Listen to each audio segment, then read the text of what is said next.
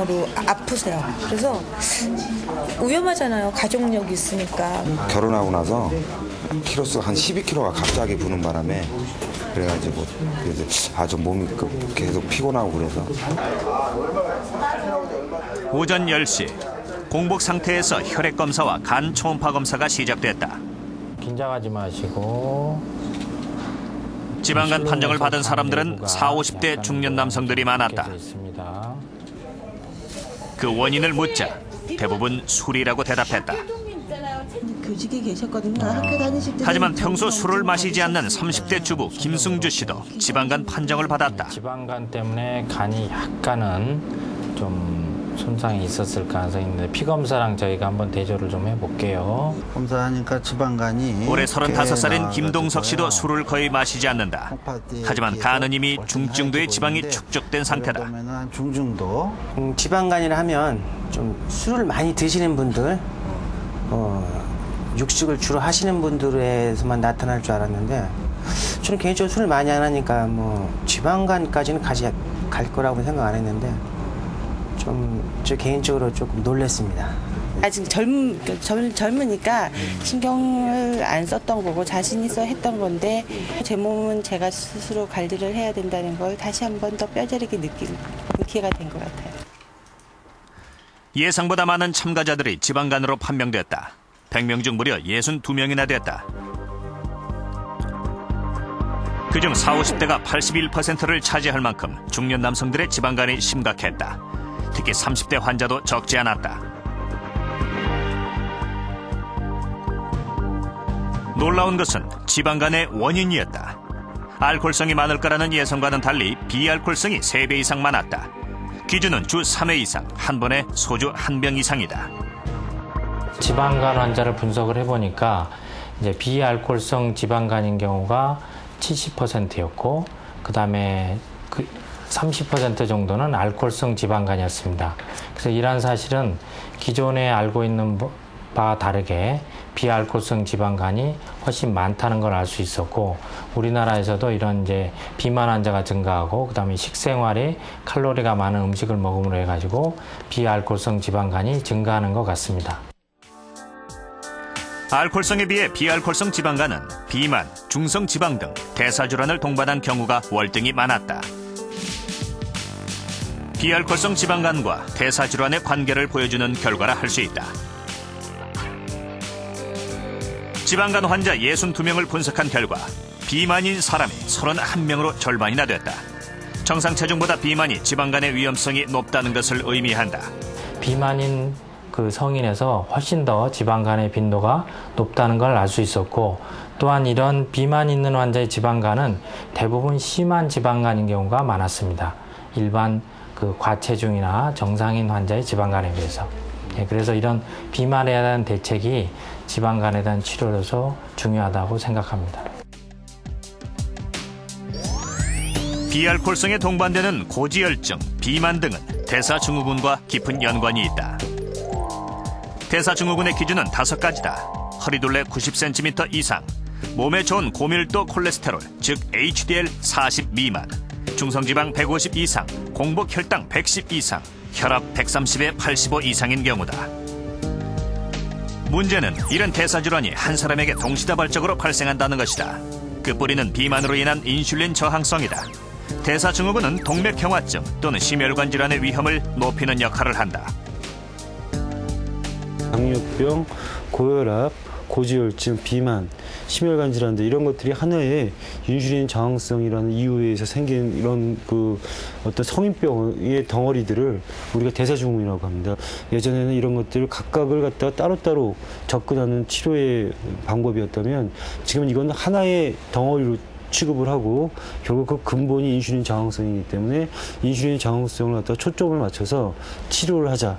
이런 것이 바로 대사증후군의 개념이고, 대사증후군은 우리가 지금 알아야 되는 그런 이유가 되겠습니다. 그렇다면 비알코올성 지방간의 대사질환이 동반되는 이유는 무엇일까? 영양 과잉으로 비만해지면 당뇨, 고혈압, 고지혈증 등의 대사질환이 발생하는데 대사작용을 책임지고 있는 간에도 지방이 쌓인다. 간세포의 지방이 축적되면 세포가 비대해지는데 최대 300배까지 커지기도 한다. 비대해진 지방간 세포는 염증 세포를 불러들여 간 손상을 더욱 부추긴다. 그 결과 간 전체의 지방이 축적돼 간이 정상보다 10% 이상 비대해지는 지방간이 되는 것이다. 그래서 전문가들은 비알코올성 지방간을 단순한 간질환이 아니라 대사증후군의 한 증상으로 보고 있다. 대사증후군에서는 거의 예외 없이 지방간이 생기게 되는데요. 이 지방간이라는 것 자체가 진단이 상당히 조금 애매한 경우가 많고 또 우리가 흔히 하는 검사가 아니기 때문에 놓치는 경우가 많습니다. 하지만 대사증후군과 같은 어떤 임상 질환이 나타나기 훨씬 전부터 그런 그 인슐린 저항성과 관련된 대사의 장애가 지방간이라는 하나의 현상으로 나타나는 거죠. 별로 없었어요? 여성일지라도 비만하고 대사질환을 갖고 있다면 지방간을 의심해봐야 한다. 대표적인 대사질환인 당뇨병을 갖고 있는 김인순 씨. 이미 혈압이 높고 배둘레도 90cm를 넘어 심한 복부 비만 상태다. 이 뱃살이 좀 들어가야 돼요. 사실 이 대사증후에서 제일 중요한 거는 혈압도 높고 당뇨 뭐 다 있어요. 뭐 이거 저게 여기 뭐 코레스테롤도 높고 혈압도 높고 성인병은 다 있나 봐요. 지방간도 있는지 알아보았다. 간 초음파 검사 결과 지방간이 발견됐다. 중등도의 지방간이 있으신 거고요. 간의 모양이나 크기 같은 건 정상이지만 중간 정도의 지방 침착이 있으신 거고. 대사증후군이라고 했을 때는 그 지방간이 오는 경우가 많게는 60% 정도 되고요. 당뇨병으로 이제 그 진행됐을 경우에는 되게 70에서 80% 정도는 아주 작지만 지방간이 오는 경우가 많습니다. 비알코올성 지방간은 대사증후군의 경고 신호라 할 수 있다. 당뇨 전 단계인 내당능 장애 환자 김금순 씨. 중년 이후 급격히 체중이 늘어나면서 혈당, 중성지방 등이 높아졌고 지방간도 이미 중증도 이상이다. 이거는 파란 거는 혈액순환제고요. 이거는 소화제, 이장약, 비만에 먹는 약하고요. 이거는 혈압, 인슐린 저항성이요. 지방간과 대사질환은 약물 치료와 함께 생활습관의 개선이 병행돼야 한다. 지방간과 대사질환은 비만을 매개로 연결돼 있다. 그래서 무엇보다 체중 감량이 중요하다. 이거 예전에 살 빠지기 전에 입던 옷이에요. 매일 운동을 통해 15kg 이상 체중을 감량한 김금순 씨. 그 후 지방간과 대사질환이 함께 호전되고 있다. 지금 현재 비알코올성 지방간의 가장 많은 원인은 이제 비만과 당뇨병으로 되어 있죠. 그러나 또 당뇨병과 비만 역시도 아주 긴밀한 관계가 있지 않습니까? 그래서 우리가 지방간을 보든 뭐 비만, 당뇨병을 볼 때 어떤 하나의 시각보다는 전체를 보는 시각, 즉 내가 뭐 비만을 치료하고 이런 개념보다는 당뇨, 비만, 지방간 동시에 치료한다 이런 개념을 가져야 되겠습니다. 비알코올성 지방간 환자가 늘고 있지만 완치시킬 수 있는 약물은 아직 개발 중이다. 최근 연구 논문에 따르면 운동을 통한 체중 감량과 우르소디옥시콜린산, 비타민 E 등의 약물이 지방간 개선에 효과가 있는 것으로 밝혀지고 있다.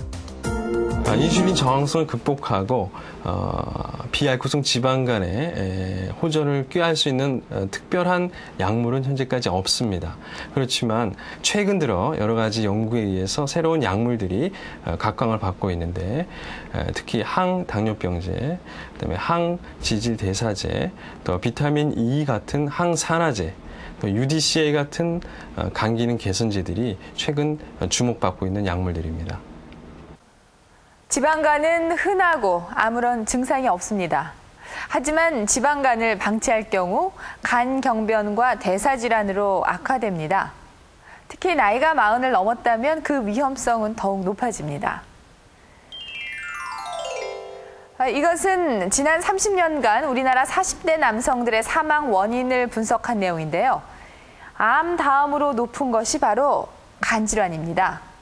음주와 비만 등으로 인해서 40대가 되면 간에 여러 이상 증상이 나타나기 시작하는데요.